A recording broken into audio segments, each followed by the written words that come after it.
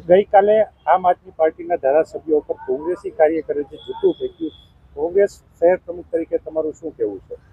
તમે કાલનો જે બનાવ બન્યો છે એમાં આપ એમનો એક વિડીયો પણ પોતે વાયરલ કર્યો છે. આપ જોવો છો કે જે છત્રપાલભાઈ છે એ અમારા કાર્યકર્તા છે જ, કોઈ હોદ્દા ઉપર નથી.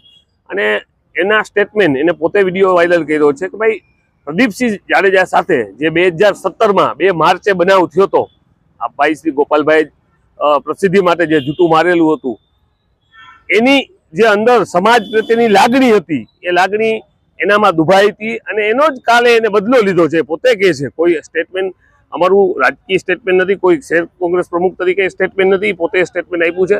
ત્યાર પછી એમના ફોટા જે વાયરલ થયા છે, આપ જોવો છો કે અહેમદભાઈ ખવા સાથે પણ એના ફોટા છે.